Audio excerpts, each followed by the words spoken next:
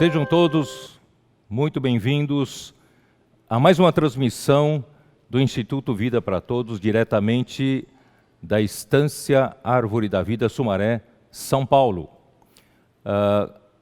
Lembrando hoje de manhã que nas ofertas você pode fazer tanto para o próprio Instituto Vida para Todos, que tem toda uma equipe por trás, equipamentos para fazer essa transmissão.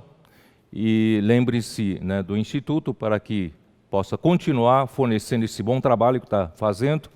E também lembrar da Estância é Minha, e também lembrar das missões no exterior, para nós continuarmos a sustentar nossas obras missionárias em outros continentes. E também, especialmente, lembramos das ofertas para Venezuela. Nós precisamos completar R$150 mil para suprir esse semestre. Portanto, peço uma atenção especial, se você puder fazê-lo hoje, fazê-la hoje, e faça a sua oferta. E também lembre-se de fazer suas ofertas nas suas igrejas, da sua localidade, da obra regional, e que o Senhor possa abençoar a sua obra em todas as regiões. E também lembrando que hoje, logo depois da mensagem de hoje de manhã, será liberada um link para uma pregação do Evangelho, com vistas a vocês ajudarem a espalhar e viralizar esse vídeo para a pregação do Evangelho, para que também o Instituto possa alcançar 100 mil inscritos. Então peça para seus amigos, para quem você enviar, que façam like e também façam a inscrição no Instituto Vida para Todos. E também, agora mesmo, como o irmão Esdras fez ontem à noite, você agora mesmo dá um like no seu celular. E também aqueles que não estão inscritos, aproveitem para fazer a inscrição no Instituto Vida para Todos, para que nós possamos dar um serviço cada vez melhor, para que a palavra de Deus seja pregada em toda a terra habitada. Muito bom. E hoje a nossa mensagem tem por título, a mensagem de 18, tem por título Como Terebinto e Como Orvalho.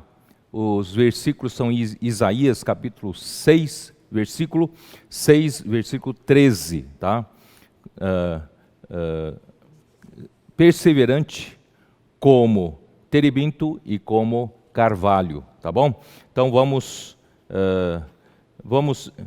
eu vou fazer uma ligação com o que o irmão Esdras falou na mensagem 17, e ele falou bastante sobre os efeitos das mídias sociais, e eu queria aproveitar e fazer um link sobre isso. Talvez um dia, mais detalhadamente, a gente faça uma live só sobre os problemas das mídias sociais, mas aproveitar para o assunto que eu vou entrar hoje.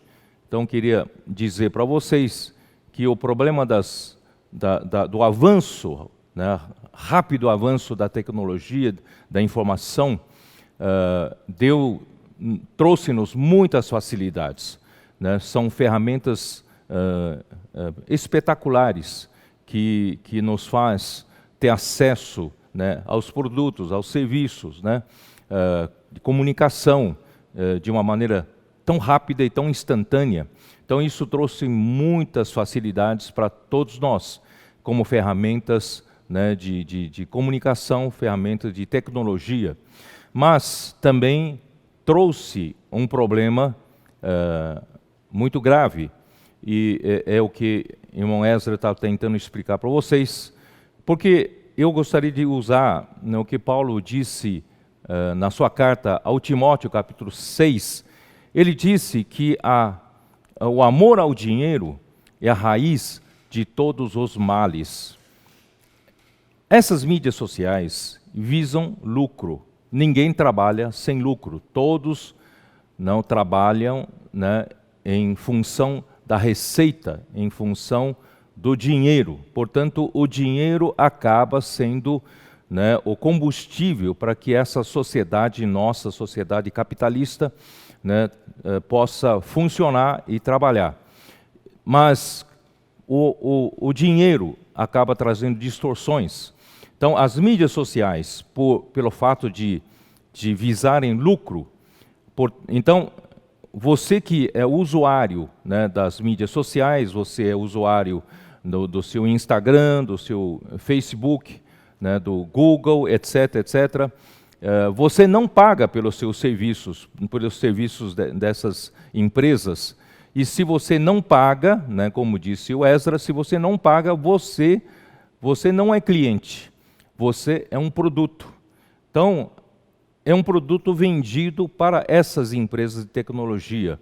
E vendido o quê? Vendido a sua atenção, o seu tempo, o tempo que você gasta, né, preso ao assistindo, né, a essas mídias, mais chance dos anunciantes que pagam pelo serviço, né, terem sucesso nos seus negócios. Portanto, tudo gira em torno de dinheiro. Então, o que aconteceu? Com os anos de desenvolvimento, criaram-se algoritmos, né, pelos um número muito grande de designers, né, tecnológicos, os projetistas, engenheiros. Eles projetaram algoritmo para quê? Para rastrear você, para saber o seu gosto, para saber o que você gosta, e então ele, né, é projetado, é programado, né, para te alimentar cada vez mais, para prender você na telinha, para prender você com novos posts, né, postagens, novos vídeos, e você fica a todo tempo, isso é viciante, isso faz com que você fique a todo tempo ali, isso tudo é programado, tudo isso tem um algoritmo que faz isso, e cada empresa dessa tem supercomputadores, né, a perder de vista. Então, cada um dos usuários é acompanhado por esses supercomputadores, e o que acontece? Ele vai fornecendo, né, oferecendo para você coisas para prender você na telinha, portanto, para que o anunciante que paga, né, pelo serviço possa ter sucesso no seu negócio, no seu comércio.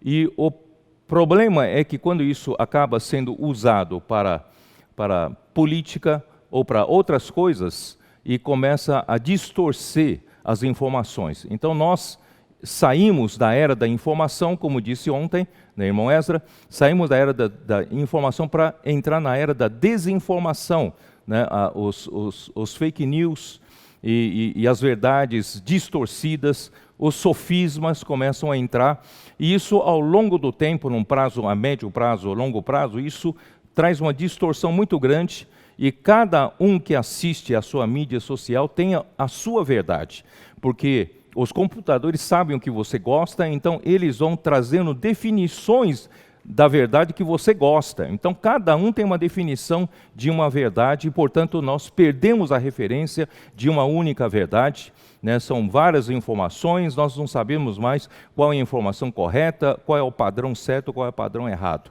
Portanto, esse é um grande perigo, grande problema, e os nossos filhos, netos das outras gerações estão se perdendo nisso, estão sem uma referência, né?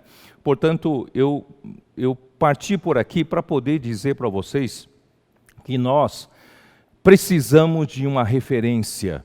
E a referência, queridos irmãos, ontem irmão Ezra disse muito bem, a referência é a palavra de Deus como a verdade. Então, irmãos, não é discussão de ideias, não é discussão quem está certo, quem está errado. Nós todos precisamos de um padrão de verdade, um padrão da única realidade nesse universo. E se nós não tivermos esse padrão, tudo pode ser distorcido, tudo pode ser, né, puxado por um lado, puxado por outro lado, segundo o interesse comercial, o interesse das pessoas que distorcem a verdade. Portanto, graças a Deus, nós temos a verdade. A verdade, primeiramente, está na palavra de Deus. A Bíblia, né, nos dá o padrão da verdade, a referência da verdade.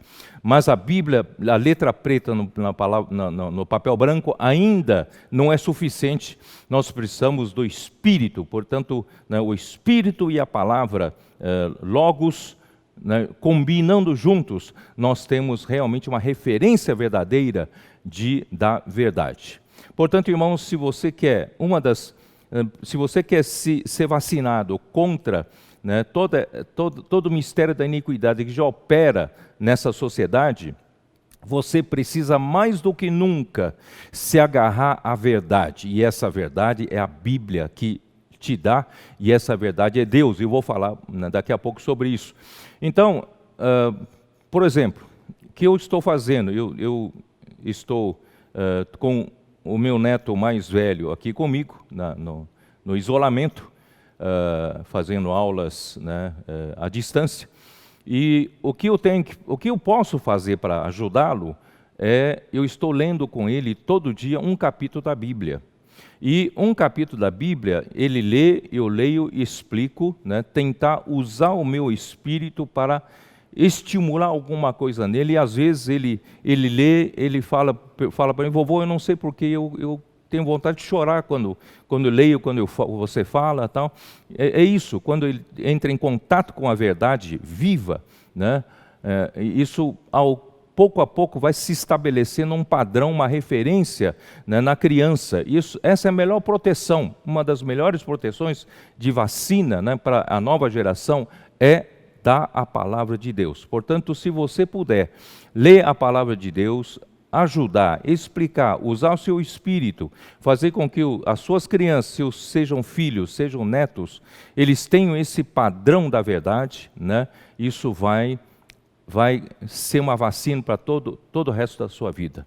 Bom, o que eu quero dizer hoje nesta palavra, nessa mensagem, de novo, eu quero voltar para mostrar a importância, né, da estrutura que Deus estabeleceu para a nossa vida cristã e a nossa vida da igreja, e Deus estabeleceu para a obra cristã, para a nossa obra, a obra de Deus.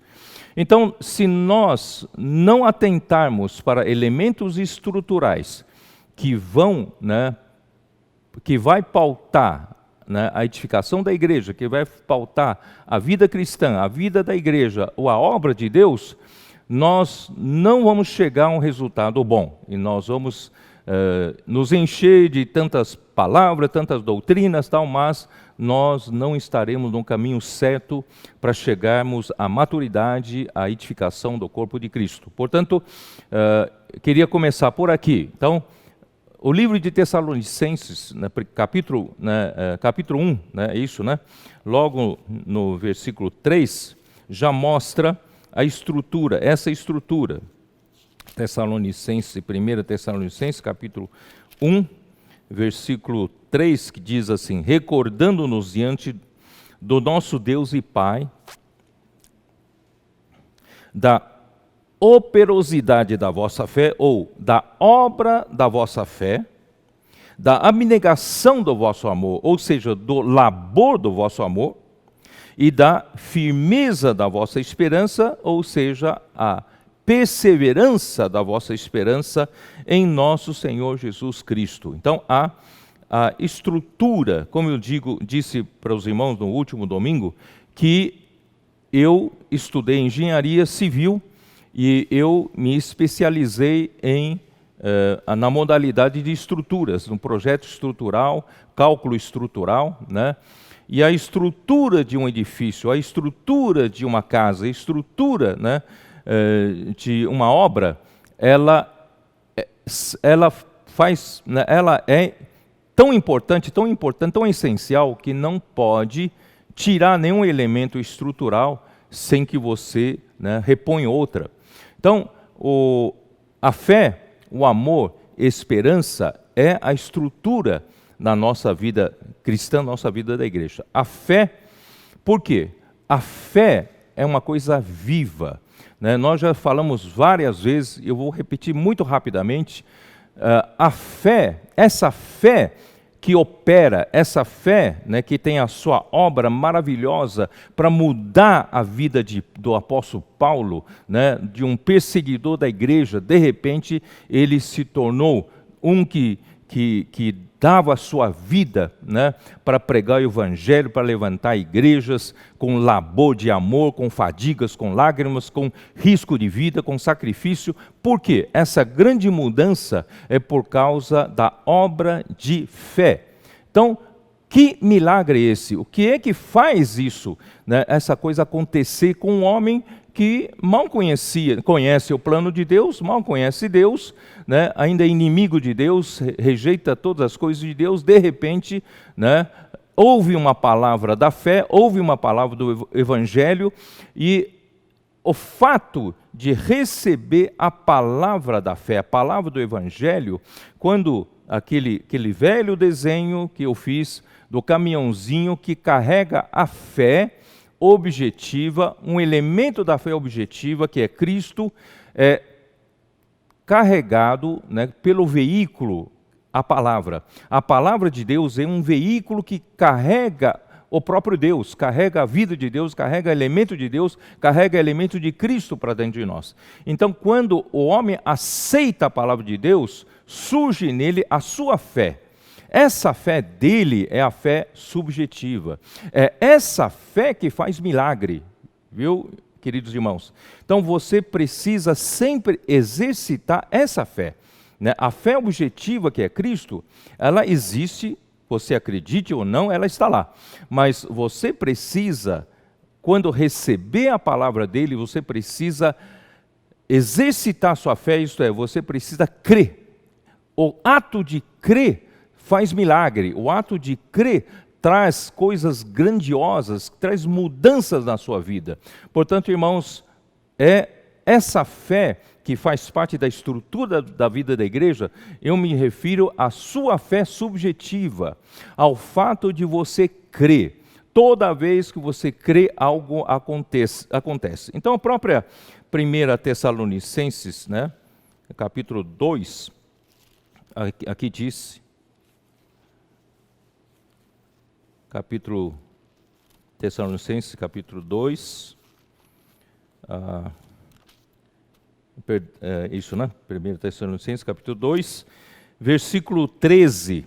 Outra razão ainda temos nós para incessantemente dar graças a Deus, é que, tendo vós recebido a palavra que de nós ouvistes, que é de Deus, acolhestes não como palavra de homens, e sim como em verdade é, né, a palavra de Deus, a qual com efeito está operando eficazmente em vós os que credes.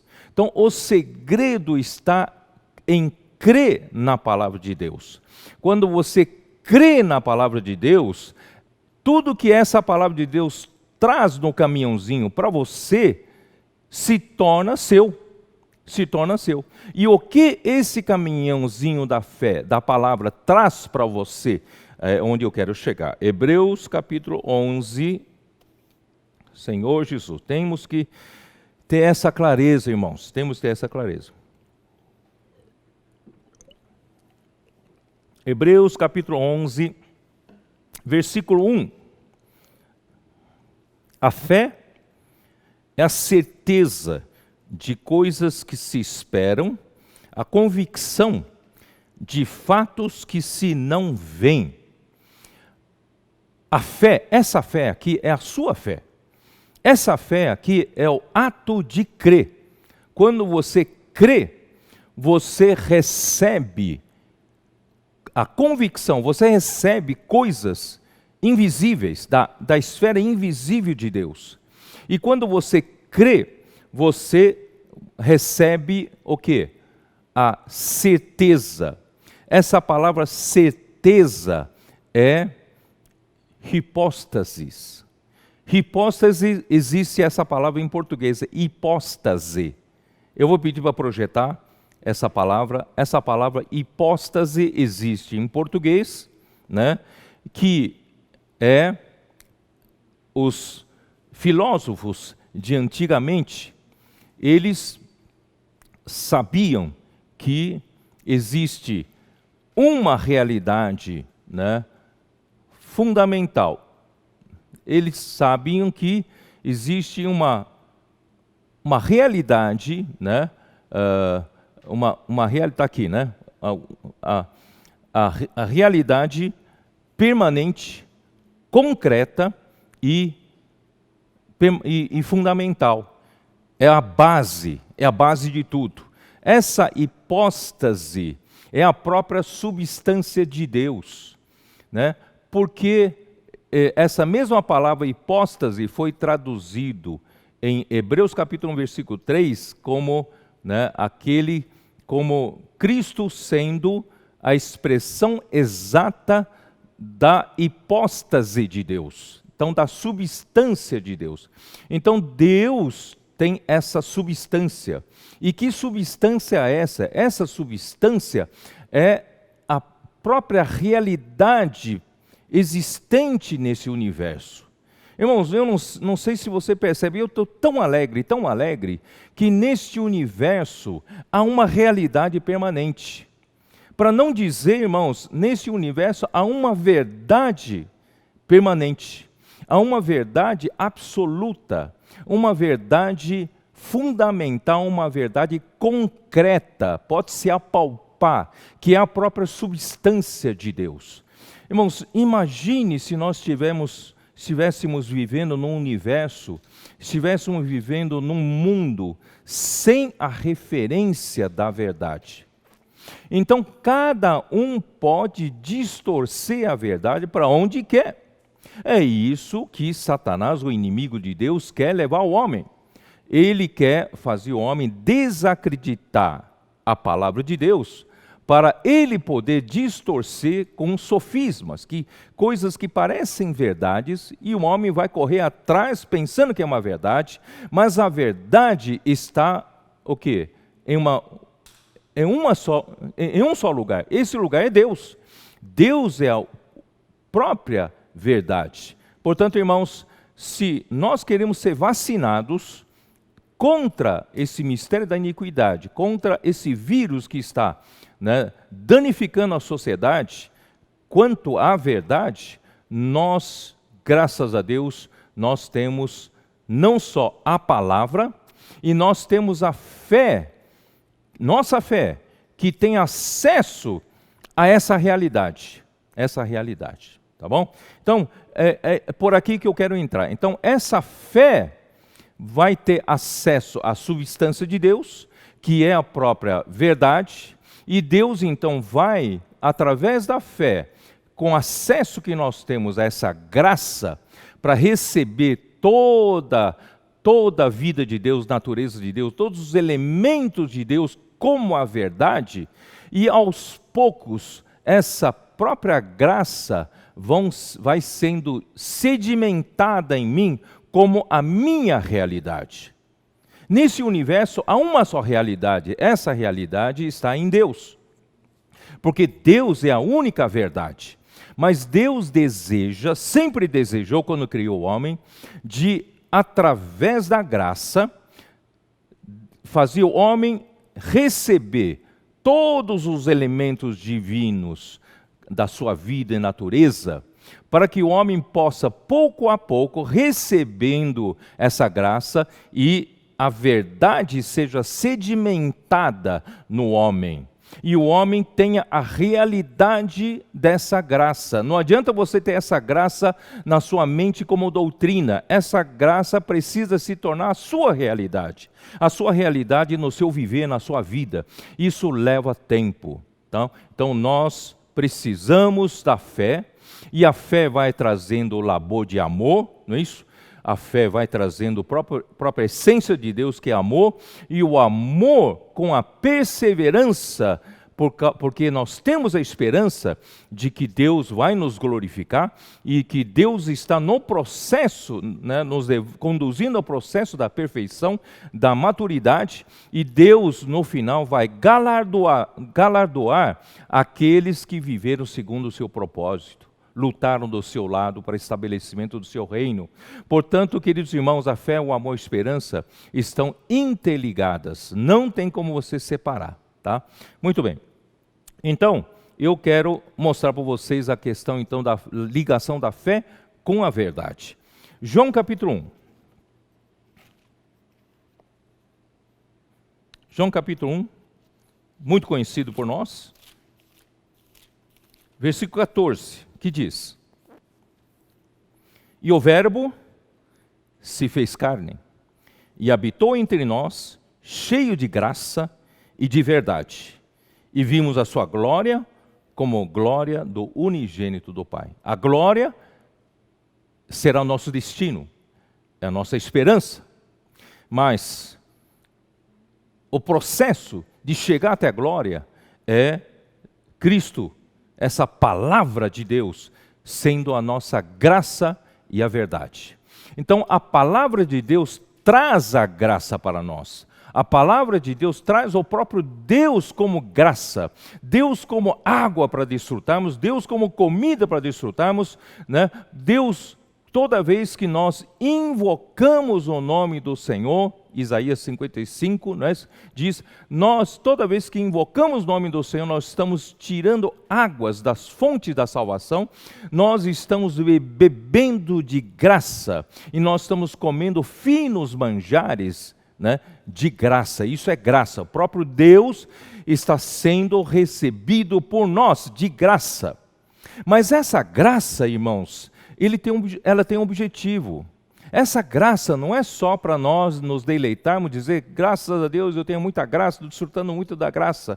Mas se essa graça que é desfrutada por mim não se transformar em verdade em mim, não se transformar em realidade em mim, não chegou ao seu objetivo, não alcançou o seu objetivo. E a perfeição nossa só é alcançada quando essa graça que desfrutamos se torna a nossa realidade. Portanto, meus queridos irmãos, nós não estamos aqui apenas brincando de igreja. Nós sabemos que a igreja a vida da igreja é a realidade do reino dos céus, né? O reino dos céus tem a aparência. A aparência do reino dos céus, muitos dos que creram em Jesus estão vivendo na aparência do reino dos céus. Quem olha para eles, eles são cristãos, né? Foram salvos, né, do pecado, e eles um dia vão entrar para o céu. Esse é o conceito geral dos cristãos. Mas não basta apenas ter a aparência do reino dos céus. A aparência do reino dos céus são aqueles que desfrutaram de Deus, de Cristo como a graça. Um dia, Cristo como Cordeiro Pascal, né, morreu por eles, e eles então desfrutam dessa graça, eles foram, né, seus pecados foram perdoados, foram justificados por Deus, e foram regenerados pelo Espírito como filhos de Deus, e estão contentes com isso. Então, ficou no estágio da graça. Mas o estágio da graça precisa se transformar em estágio da verdade. E esse processo de transformar a graça em verdade, irmãos, é o processo da fé, amor e esperança. Da obra de fé, labor de amor e perseverança da esperança. É o que eu quero chegar hoje. Então, essa palavra se tornou carne e habitou entre nós, tabernaculou entre nós. Essa palavra veio cheia de graça, trouxe Deus para nós, mas também trouxe verdade. Deus quer nos encher de sua realidade. Deus quer que nós sejamos como Ele é. Mateus 5, 6 e 7 ali fala, né, da constituição do reino dos céus. Ali a realidade do reino dos céus não é mais só aparência. Deus deseja que seus filhos vivam na realidade do reino dos céus. A palavra que nós pregamos não pode ser uma palavra que nós não vivemos.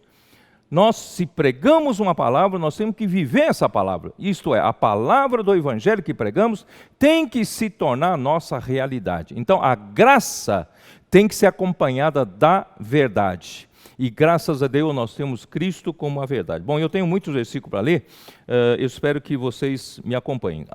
Romanos capítulo 1, versículo 18.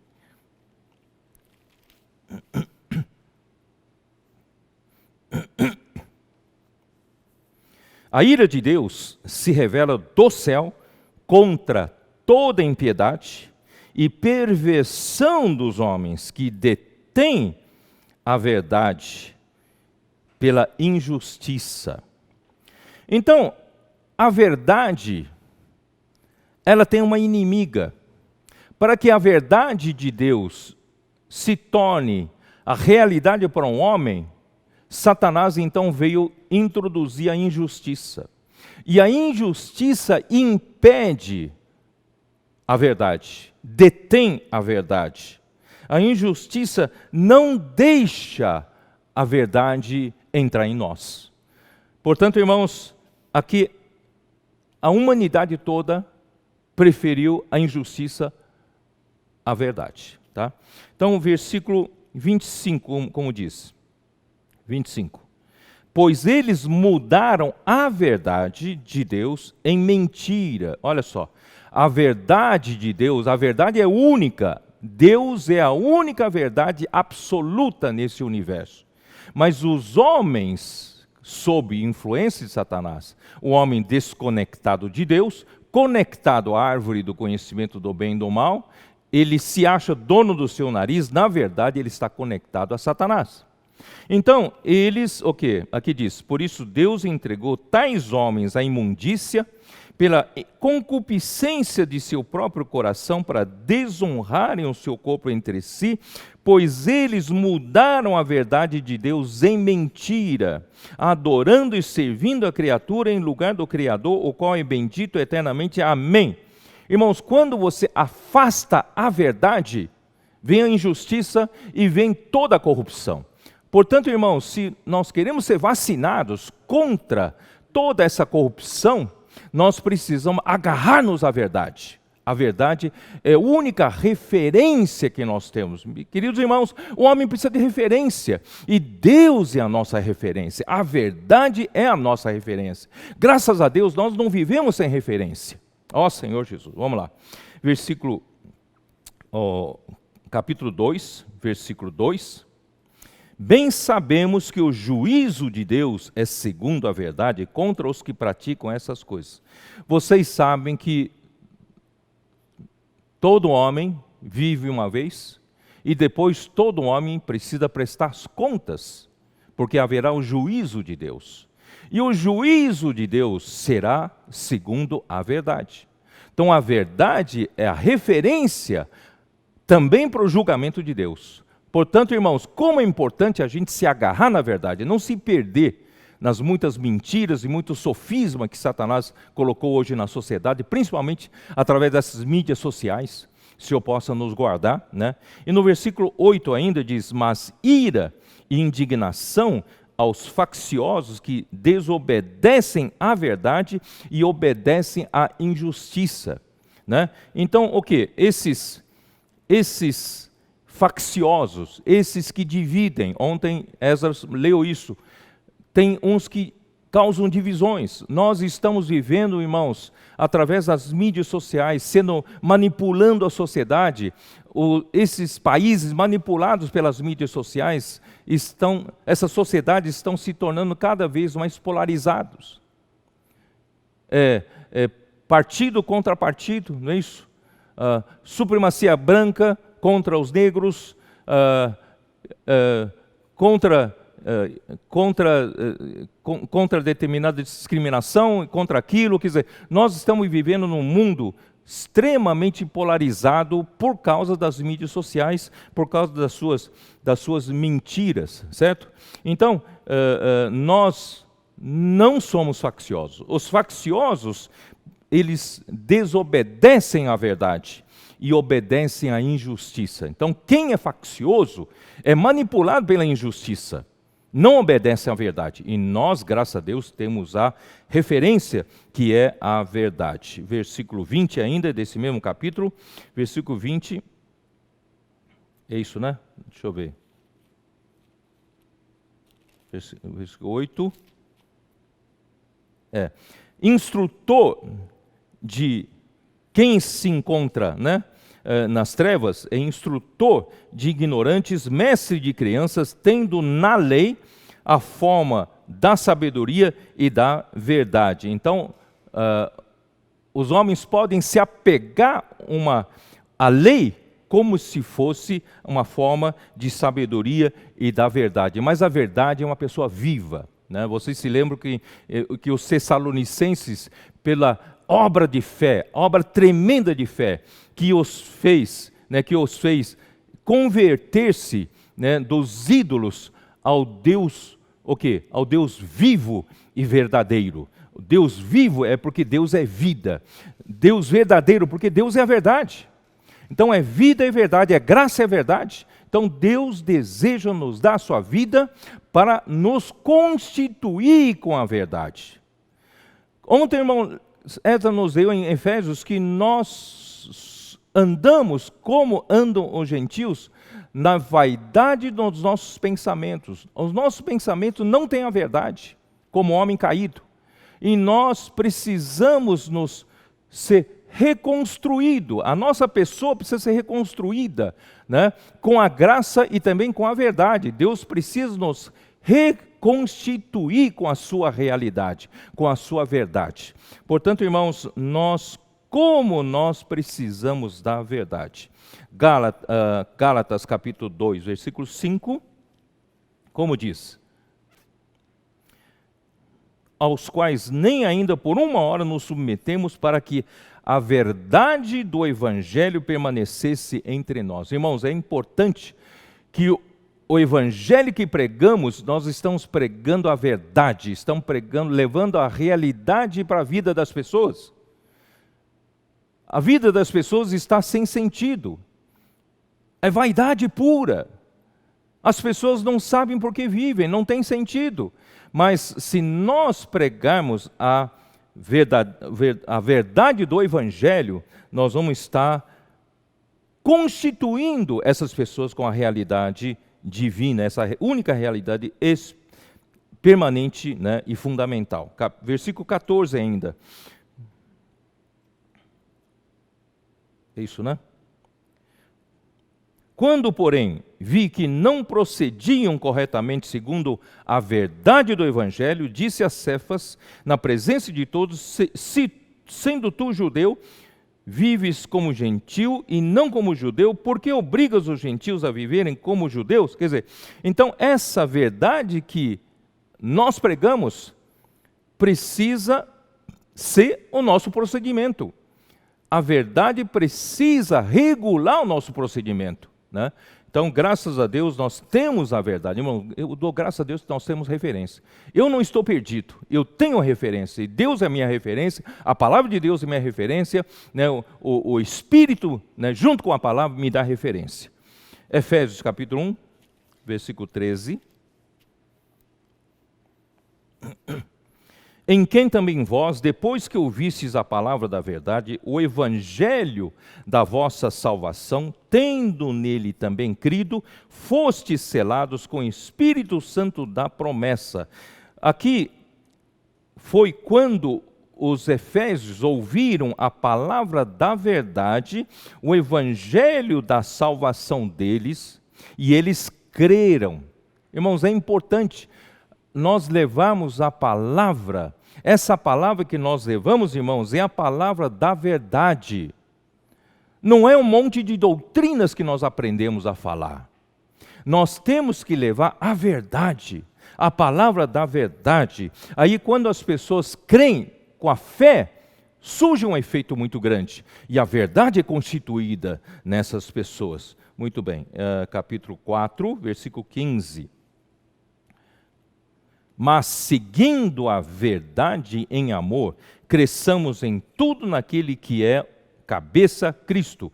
Quer dizer, nós precisamos seguir a vida da igreja, é para seguir a verdade em amor. Olha só que equilíbrio, porque a verdade muitas vezes é fria. A verdade muitas vezes para um homem que não sabe o que é verdade, que é a realidade, o homem passa a julgar os outros com a régua da Bíblia. Cuidado não é isso.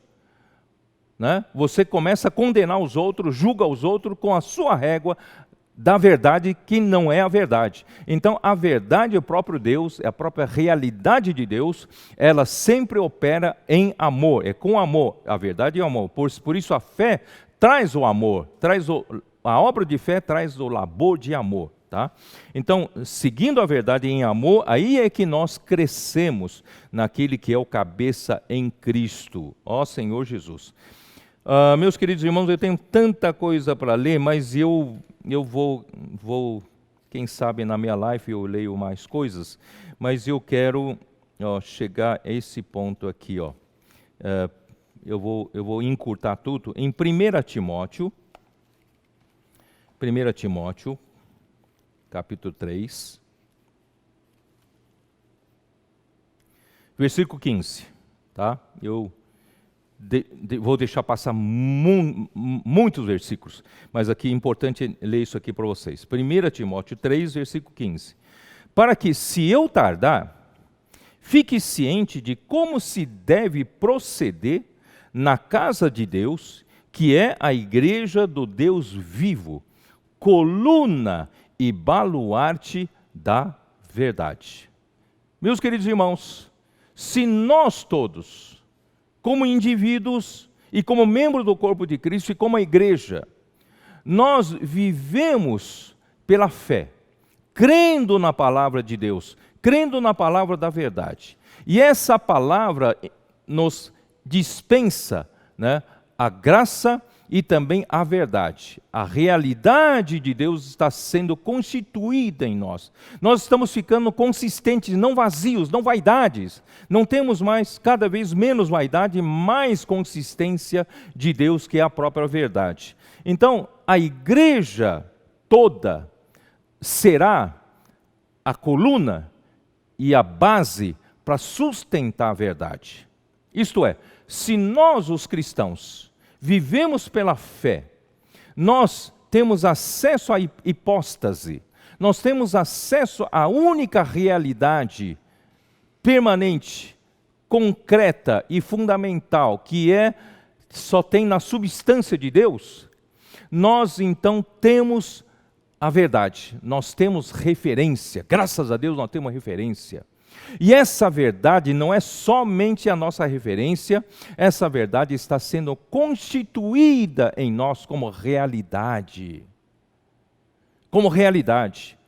E vai chegar um momento, a sociedade que convive conosco, a sociedade vai enxergar que nós, como a igreja, nós somos a referência. Porque a igreja é a casa do Deus vivo, é coluna e base da própria verdade. A verdade está sendo constituída em nós e vivida por nós e em nós, e as pessoas conseguem ver visivelmente qual é a referência, qual é a verdade. A igreja é a verdade, a igreja sustenta a verdade, a igreja é a coluna e base da verdade. Ó, queridos irmãos, espero que os irmãos tenham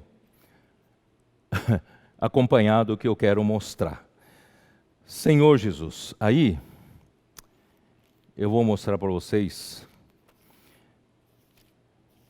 Nós temos recebido tantas revelações nesses últimos 3 anos, ou um pouco mais. Depois que o Senhor usou o irmão Dong para estabelecer um fundamento tão sólido aqui, na obra de Deus, nós temos, nessa nova etapa, recebido tantas revelações. Mas, queridos irmãos, as revelações em palavra precisam se transformar em realidade. Não adianta a gente guardar na nossa cabeça todas essas revelações. Não adianta a gente ter toda essa palavra maravilhosa recebida nesses anos como apenas um estoque de conhecimento na nossa cabeça. Não. Deus quer fazer com que toda essa revelação recebida se transforme em realidade em nossas vidas. E para que isso seja verdade, irmãos, aí vem um problema. Infelizmente, nós homens, nós não conhecemos a nós mesmos. O coração do homem é desesperadamente corrupto. Ninguém sabe exatamente a impureza que cada um ainda tem. E Deus precisa remover essas impurezas, que são vaidade, corrupção e injustiça, para Deus poder colocar Ele mesmo, a sua vida, a sua natureza e principalmente a sua realidade, a sua verdade, Deus precisa, colocar em nós. Portanto, irmãos, a necessidade de continuar crendo na palavra de Deus, exercitar nossa fé na palavra profética, na palavra fundamental, tudo que o Senhor falar, nós precisamos exercitar a fé, crendo. Mas nós precisamos de um labor de amor e usar isso que veio sendo transferido para dentro de nós, através da palavra, e criar em nós essa responsabilidade de cuidar das pessoas. Essa nos mostrou que www, o último W é web. E o web é a teia de aranha. E a teia de aranha, na verdade, é uma armadilha. Tome cuidado com isso. A teia foi feita para pegar os incautos, como armadilha para os que não têm referência, os que não conhecem a verdade, os que amam a injustiça. Então cai na teia da aranha, e a aranha consome, come e destrói. Mas nós precisamos, irmãos, montar não uma teia, nós precisamos montar uma rede, uma rede. Mas essa rede, irmãos, é uma rede que nós precisamos estender para cuidar das pessoas. Nós precisamos, a vida da igreja, montar uma rede na vida da igreja, de tal maneira que todas as pessoas que se sentirem perdidas, e nós, através da pregação do Evangelho, alcançarmos essas pessoas, tirarmos essas pessoas das garras do inimigo, do império das trevas, e transportamos para o filho, do reino do Filho do amor de Deus, que é a igreja. E nós precisamos, irmãos, de uma rede de proteção, uma rede de cuidado para essas pessoas novas que estão chegando.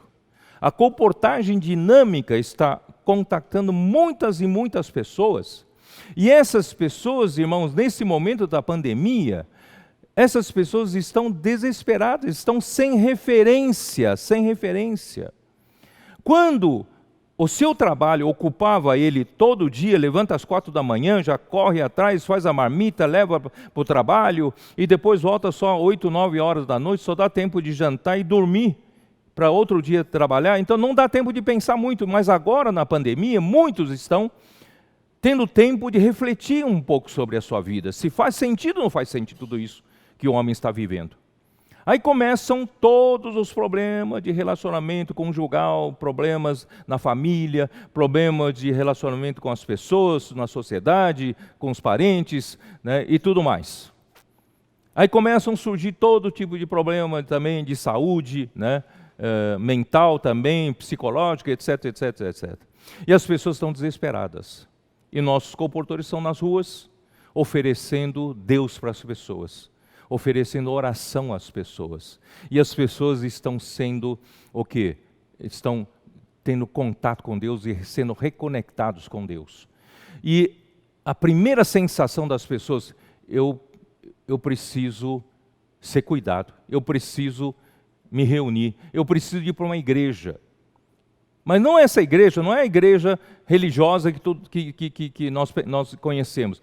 Eles querem ser verdadeiramente cuidados com a palavra de Deus, com uma estrutura de cuidado.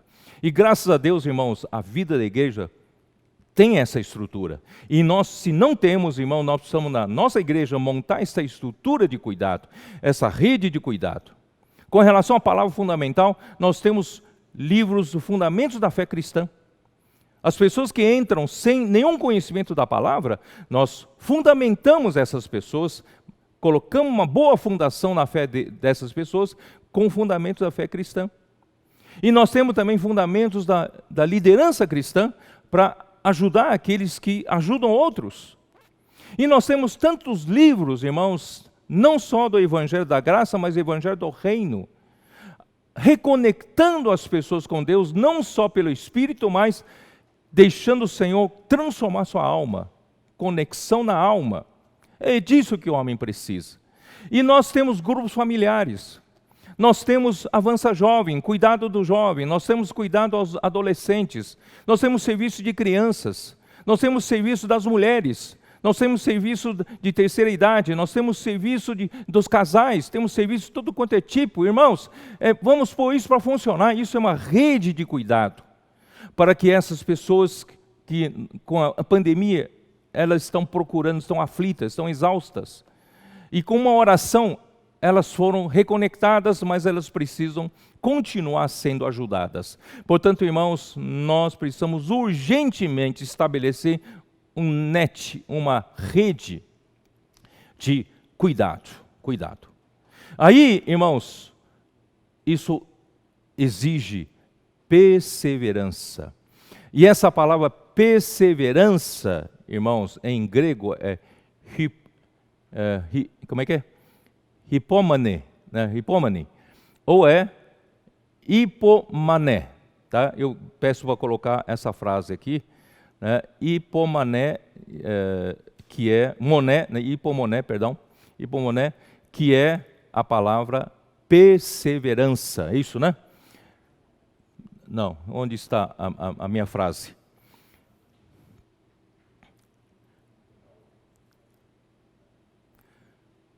A palavra perseverança é hipomone ou hipomoné, tá? Hipomoné, que persiste com paciência, suporta pressões sem desistir, que não se desvia de seu propósito diante das provações ou sofrimentos.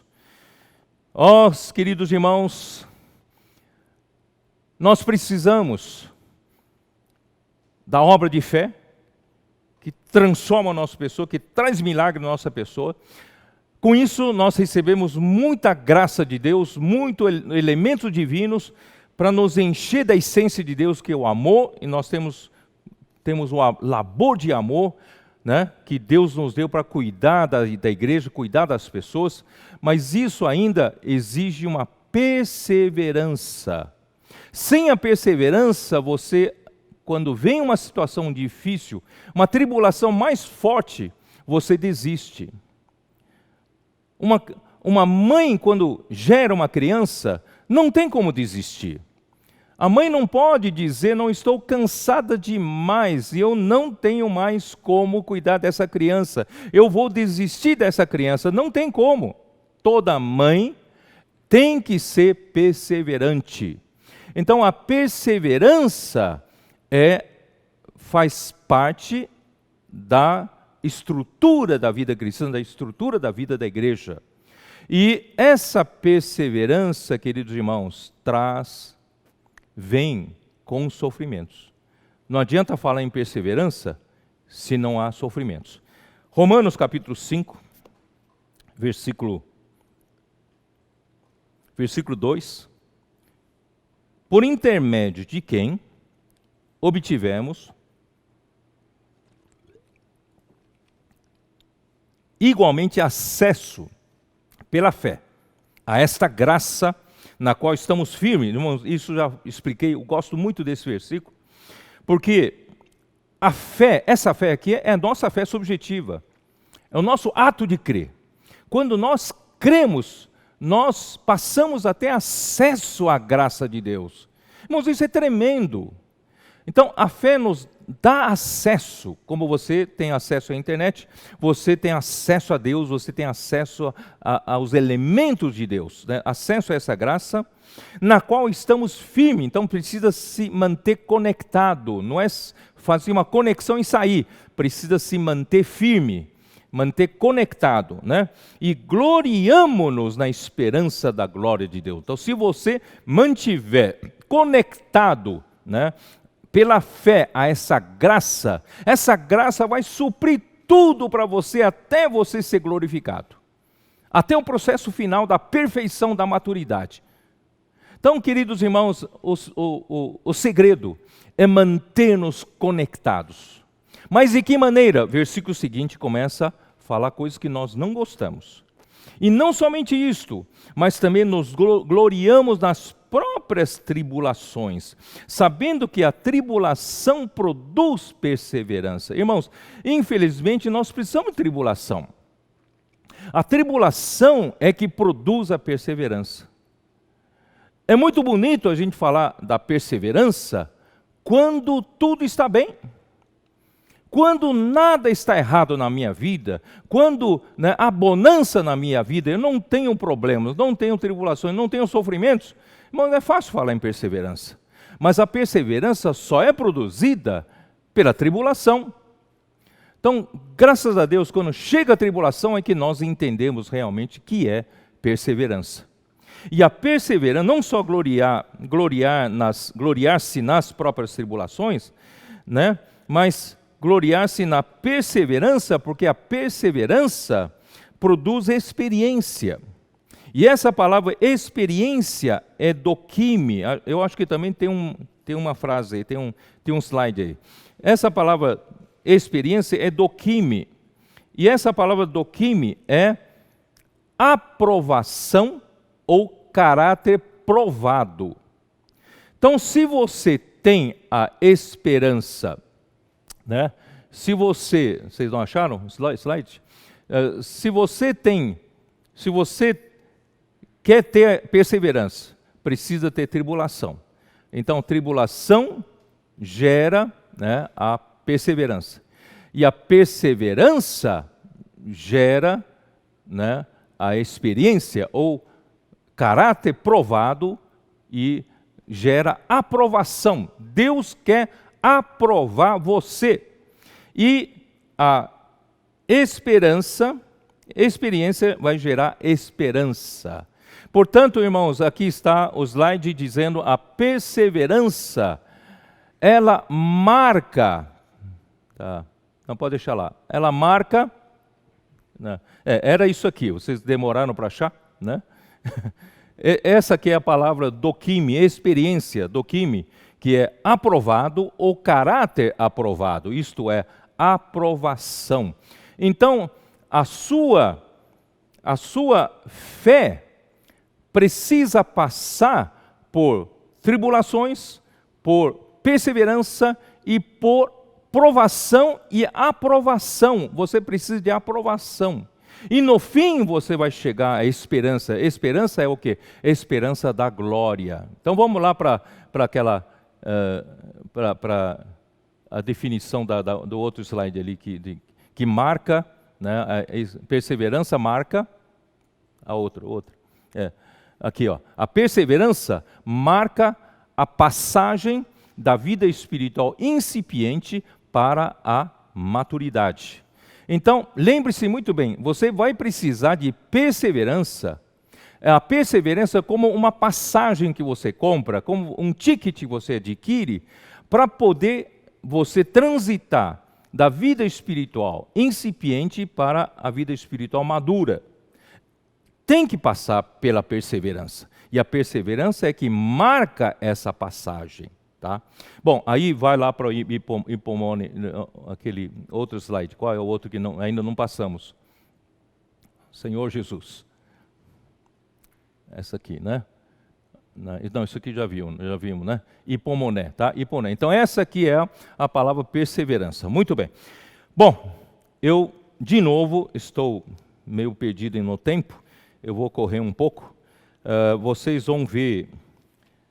Agora vou direto para 1 Pedro. Vamos lá para 1 Pedro? Ó Senhor Jesus.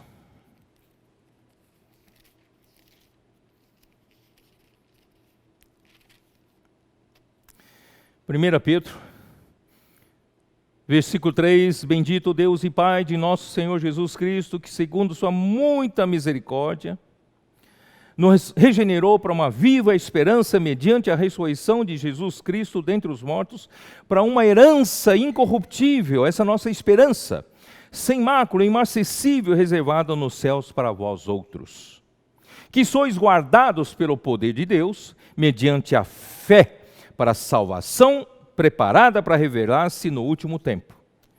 Graças a Deus, nós temos aqui a fé, o amor, a esperança, e nós vamos ganhar no final a herança, que é essa herança sem mácula e imarcessível, reservada nos céus para nós. Mas, para chegar lá, precisamos do versículo 6. Nisso exultais, embora no presente, por breve tempo, se necessário, sejais contristados por várias provações. Irmãos, há essa necessidade.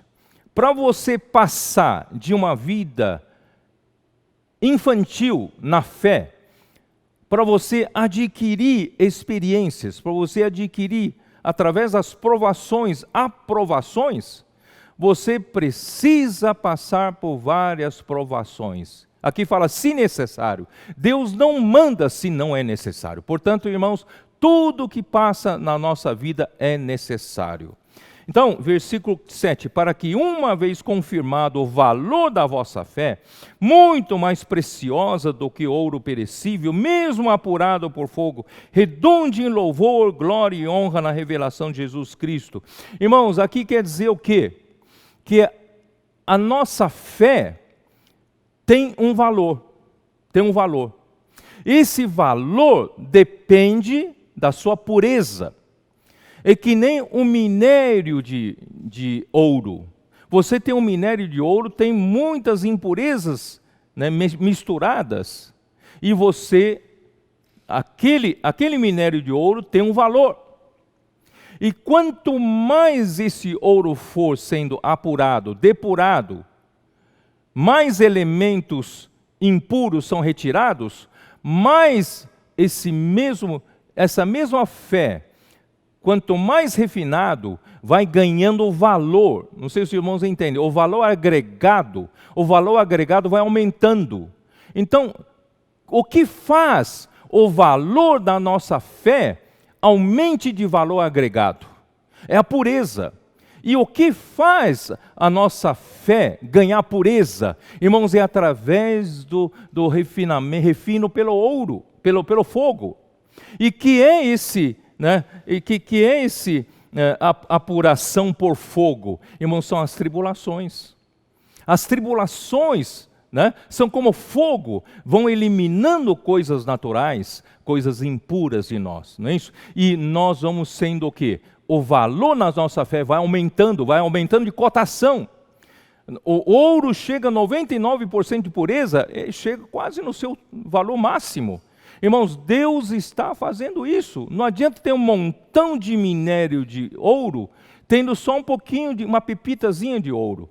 Nós precisamos apurar por fogo, até que o valor da nossa fé suba, com a pureza da nossa fé. Portanto, irmãos, não rejeite as tribulações. Queridos irmãos, eu vou me usar como exemplo para vocês entenderem melhor. Eu vou sacrificar um pouco, me expor um pouco. Eu não queria, mas vou me expor um pouco, só para haver um pouco mais de compreensão para vocês. É uma história, é uma experiência, talvez até simples para alguns, mas vou dizer para vocês o seguinte. Naquela semana da conferência internacional, que começou no dia 5 de setembro, nós fizemos toda aquela semana a conferência em São Paulo. E no domingo, dia 6, eu tinha 2 mensagens para ministrar, uma mensagem de manhã e uma mensagem à noite. Então eu fui logo cedo, bem cedo, mais 3 irmãos me acompanharam. Nós saímos daqui da estância, fomos até São Paulo, e liberei aquela primeira mensagem sobre a visão panorâmica, e mensagem 3. E, graças a Deus, descansamos na casa de um irmão, e à noite nós liberei mais uma mensagem que é a obra de fé. Então era encargo muito pesado e aquele desespero de conseguir expressar, né? Então isso me desgastou muito as minhas energias, né? E aumentou muito o nível de estresse para que os irmãos possam entender aquilo tudo que estava no meu coração. Aí voltamos ainda de noite para São Paulo, bem tarde, no dia 6. No dia 7 era um dia feriado, e os irmãos de São Paulo nos convidaram para inaugurar um Bucafé no bairro de Morumbi, e eu fui de novo para lá, em São Paulo. E graças a Deus tive um dia muito gostoso, passei com os irmãos. Só que na volta de São Paulo para a estância, eu comecei a sentir dor nas costas. Estava com uma dor nas costas. E de terça para quarta, né, eu pedi, né, para a minha filha, que é fisioterapeuta, me fazer, né, algum tratamento nas costas com essas dores. E quando chegou quinta-feira de manhã, né, naquela semana, eu percebi que eu perdi as forças na mão direita. Força na mão direita.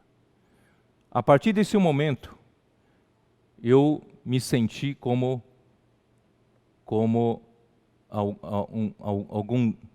um deficiente.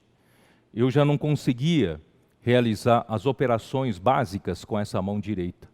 Comecei a perceber que quantas coisas dependem dessa mão. Eu preciso escrever. Eu muitas vezes faço anotações, né? Eu faço ilustrações. Eu tenho uma mão boa. Essa mão, né, eu fui mais de 10 anos professor universitário. Eu tenho essa mão boa para fazer ilustrações na lousa. E, de repente, isso me tirou toda a habilidade, toda a força. Eu me senti, né, um aleijado, não conseguindo fazer as coisas que eu quero. Irmãos, isso aparentemente seja uma coisa simples, mas psicologicamente isso vai desgastando você, né? Foi me desgastando. Eu comecei a orar ao Senhor, Senhor, me restaura isso, me recupera, me faça recuperar. Eu preciso dessa mão, né, boa para poder te servir. O Senhor sabe que eu uso tudo isso é para te servir. Eu quero servir ao Senhor com todas as minhas forças, né? Então eu orava ao Senhor, tinha fé que o Senhor ia curar, etc, etc, etc. Eu só não tornei público isso. Irmãos, às vezes eu acho que nós precisamos ter nossa experiência com o Senhor. Nós precisamos buscar diante do Senhor, Senhor, o que o Senhor quer falar conosco. Se imediatamente a gente publica, pode ser que, né, muitos irmãos vão se compadecer, condoer-se, orar por mim e tal, e isso pode me distrair naquilo que o Senhor quer falar comigo. Então, a partir daquele momento que fui buscar o Senhor, Senhor, vem refinar esse ouro. O que tem de impureza? O que o Senhor quer falar comigo? Então, por todos esses dias eu comecei diante do Senhor, sabe, avaliar tal. E às vezes eu penso, puxa, eu que sirvo ao Senhor, eu tenho o direito que o Senhor, né, me cure, tal. Aí eu me lembrei de uma história aqui, acho que ano passado, não me lembro, ano passado, voltei, né, de um final de semana também muito cansativo, uma conferência regional num lugar, e graças a Deus o Senhor me supriu tudo. Os irmãos desfrutaram muito daquela palavra, muito daquela conferência. Eu voltei tarde daquele lugar e estava para chegar, né, no aeroporto de Guarulhos lá pelas 9 horas da noite. Só que no meio do caminho percebi que o avião estava dando voltas e não chegava, dando voltas. Isso já era 9 horas, né, 10 horas, tal, aí por diante. Então foi dando volta e eu percebi que tinha alguma coisa errada. E quando liberou, né, para entrar para a pista, e o avião estava descendo, né, para a pista de Guarulhos, do aeroporto de Guarulhos, quando desceu, de repente arremeteu, subiu de novo. E aí o piloto informou, a gente nunca sabe com exatidão o que aconteceu, informou algum impedimento na pista. Quer dizer, parece que um avião menor teve que descer antes e desceu, e não houve espaço, distância suficiente para o nosso avião descer. E o avião arremeteu e saiu. Eu pensei, então vai dar uma volta, vai voltar. Mas a fila estava tão grande que nosso avião, eu acho que o combustível também já estava acabando, e ele foi parar aqui em Campinas, Viracopos. E tinha um irmão que estava me esperando lá em Guarulhos. E quando chegou em Campinas, e aquela confusão, né, de resolver a questão com tantos passageiros, eu então decidi, já meia-noite, decidi pegar um táxi, voltei para São Paulo. Então, naquele dia, eu pensava, Senhor, eu fui seu servo, fiz tudo o que tinha que fazer, o Senhor abençoou a conferência, né? O Senhor me usou. É como se o Senhor tivesse um dever, né, de cuidar de mim e me fazer voltar em Guarulhos, como, né, normalmente. Mas Deus não, deu tudo errado. Naquele dia deu tudo errado. Irmãos, eu percebi que a nossa vida não é feita realmente só de bonança. Não é feita só de mar de rosas, céu azul. O Senhor permite essas coisas acontecerem conosco, é para nossa experiência, para nós sermos provados, testados, e Deus quer nos aprovar. E essa perseverança vai gerar essa aprovação, e essa aprovação vai trazer a esperança da glória. Portanto, meus queridos irmãos, bom, você vai me perguntar como é que está a minha mão, eu já fiz de lá para cá quase um mês já, né, vários exames, e estou esperando aí no laudo final para que o médico possa me dar um diagnóstico. Parece que é pensamento de um nervo, alguma coisa assim. Mas, de qualquer forma, queridos irmãos, não quero preocupar vocês. Eu só relatei isso tudo para mostrar como nós todos, né, o Senhor manda, quando é necessário, Ele manda tribulações.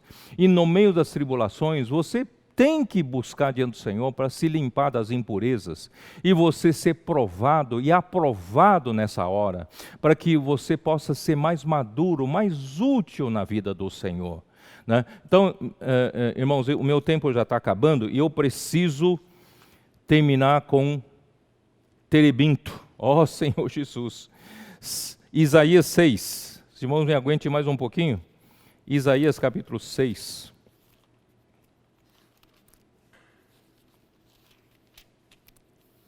Isaías capítulo 6 é um capítulo em que Deus deu uma visão para Isaías e o seu chamamento, como diz aqui, né, nossa versão,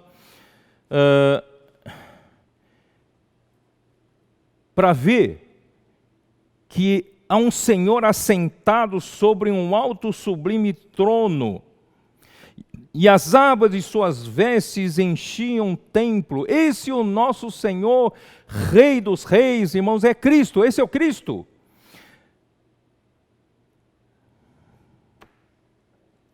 A situação entre o povo de Israel, principalmente no reino de Judá, quando Uzias morreu, não era boa.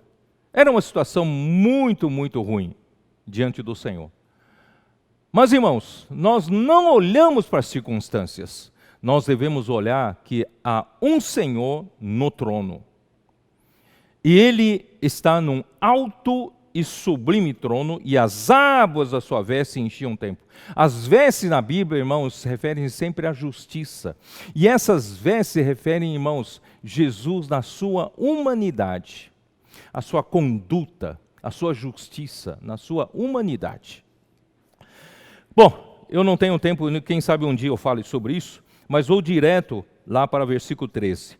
Mas se ainda ficar a 10ª parte dela, tornará a ser destruída. Tudo será destruído, queimado, como terebinto e como carvalho, dos quais depois de derribados ainda fica o toco. Assim a santa semente é o seu toco. Queridos irmãos, ó Senhor Jesus, aqui, eu vou contar uma história, de novo. Estávamos indo para uma conferência na região de Belo Horizonte, Contagem, e os irmãos de Varginha, Minas Gerais, sul de Minas, foram tão gentis comigo, foram me buscar de van, em São Paulo, ainda fizeram questão da noite anterior, né, que a gente fosse jantar no Shifu, o famoso Shifu. Eles estavam todos alegres e no dia seguinte partimos cedo de manhã para Belo Horizonte. E no caminho, muita comunhão, graças a Deus. Esses momentos, irmãos, informais de comunhão, sempre vem muita luz, muita luz. E no caminho estava, eu acho que 2 irmãos ou 3, da família Carvalho. Eu fiz questão de ler, de falar para esses irmãos o que é um carvalho. Um carvalho. Por quê? Porque na Bíblia, muitas vezes quando Deus fez a promessa a Abraão, ele escolheu um lugar onde tinha um carvalho. Por exemplo, Gênesis 12, vamos dar uma olhada rápida. Gênesis 12, versículos 1 a 6.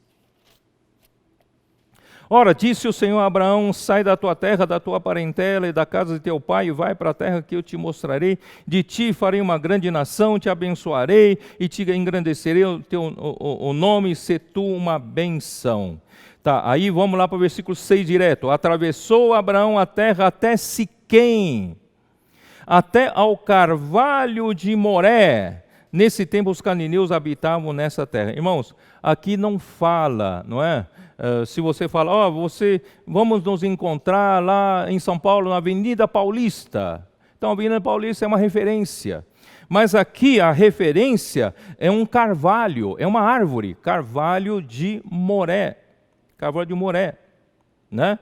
Então, se essa árvore fosse uma árvore facilmente perecível, não poderia se tornar uma referência. Porque daqui a 50 anos aquela árvore não está lá mais. Estará lá. Então, o carvalho certamente é uma árvore resistente e que se torna uma referência, né, por anos a fio. Tá? E também, só rapidamente, Gênesis 13 também, né? Gênesis 13, versículo 18. E Abraão, mudando as suas tendas, foi habitar nos carvalhais de Manre, que estão junto a Hebrom, e levantou ali um altar ao Senhor. Carvalhais já é uma plantação de carvalhos, né? É um conjunto de carvalhos. Portanto, irmãos, bom, não vou ler mais. É Siquém e Hebrom, 2 lugares importantes onde Deus apareceu a Abraão. Tem carvalhos como referência. Irmãos, Deus precisa de referência nessa terra. As pessoas que convivem conosco precisam de referências. Tomara que a pessoa fale, olha, ali tem um carvalho. Ali tem um carvalhal. Ali tem uma igreja do Senhor. Ali tem pessoas que são perseverantes. Ali tem pessoas que, é como, mesmo que você deixe um toco, e esse toco vai renascer. Irmãos, é disso que nós precisamos ser. Nós precisamos passar por tribulações, nós precisamos passar por provações, nós precisamos ser aprovados. Irmãos, eu não quero ficar até o final da minha vida enganando a mim mesmo. Mesmo que eu passe por situações que eu esteja passando. Não importa como o Senhor vai fazer. Estou orando para o Senhor me recuperar. Mas o Senhor é que sabe. O que o Senhor fizer, irmãos, eu só quero uma coisa, pedir uma coisa para o Senhor. Senhor, eu quero me tornar esse carvalho que seja uma referência para essa sociedade. Esse carvalho, a vida da igreja, que é a casa do Deus vivo, que é a coluna e baluarte da verdade, que sustenta a verdade. Então, para isso, eu preciso passar por intempéries, por depressões e dificuldades. Bom, eu vou aqui ler para você rapidamente que eu pesquisei sobre o carvalho. O carvalho é com certeza a árvore mais velha em um bosque.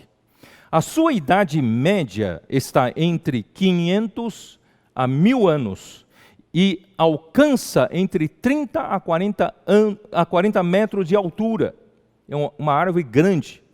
Tem característica sofrida, caule enrugado, raízes profundas. Quem vive muito está sujeito às intempéries, e mais fortalecido sai delas. quanto mais recebe as pancadas de vento e chuvas em tempestades, mais resistente torna o seu tronco e as suas raízes se aprofundam. A sua madeira está entre as mais resistentes do mundo. O carvalho não perde as suas folhas no inverno, continua frondoso. Mesmo castigado pelo frio, pelo vigor da neve, esse carvalho permanece com folhas, cheio de vida. No período mais difícil do ano, Deus criou o carvalho para resistir. Eu não quero, no meio dos meus sofrimentos, ficar com o rosto entristecido, como se estivesse sofrendo. Não. Eu quero ainda estar frondoso, cheio de folhas.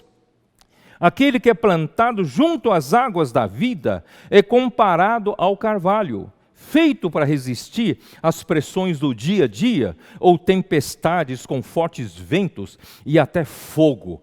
Mesmo derrubado, é muito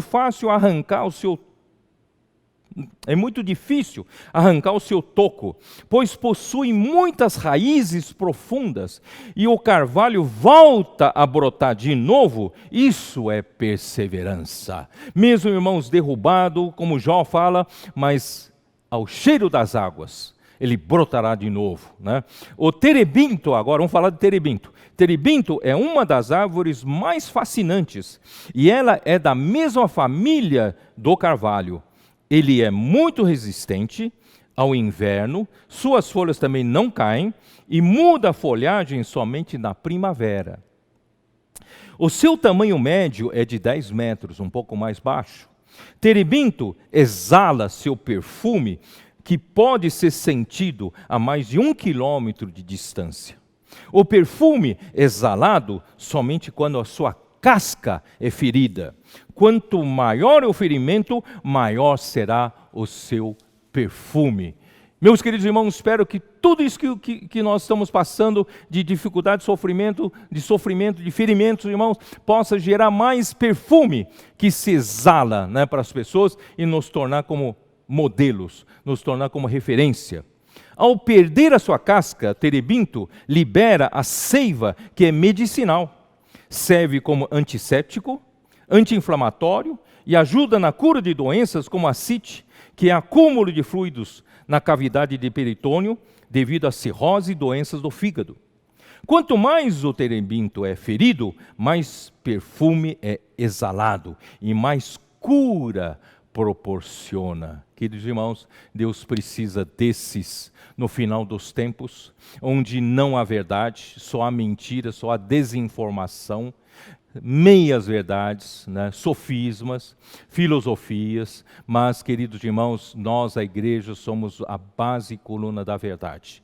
E para isso nós precisamos passar por perseverança, por tribulações, e nós vamos ser firmes como carvalho, como terebinto. Nós vamos estar frondosos e vamos espalhar o perfume de Cristo para todas as pessoas virem para junto de Cristo, viverem a vida da igreja. Deus abençoe a vocês. Eu não vou orar hoje, eu vou pedir para o Senhor abençoar cada família, cuida de cada um. Eu sei que muitos estão como eu, passando por alguma provação, alguma situação difícil, algum sofrimento. Eu sei, conheço vários irmãos e irmãs que estão passando por situações difíceis. Eu só peço, perseverem, aguentem, porque quanto maior sofrimento, mais raízes lançamos no fundo, mais buscamos água, a graça e a verdade, para nós sermos o quê? A coluna e base da verdade, referência para essa sociedade. Deus abençoe vocês. Jesus é o Senhor.